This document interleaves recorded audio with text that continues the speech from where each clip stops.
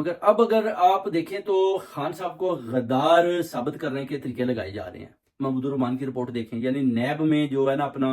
वो ऐसे केस लड़ रहे हैं जैसे कि कोई दुश्मन लड़ता है ना, कि नैब एक आज़ाद दायरा है। तो जज भी कहते हैं कि आपको तो सिर्फ एक आज़ाद दायरे के तरह केस लड़ना चाहिए, आप तो ऐसे केस लड़ रहे हैं जैसे कि एक दुश्मन किसी दुश्मन के मुकाबले में लड़ता है। तो ये सारे मिलकर अभी जोर लगा रहे हैं कि खान साहब को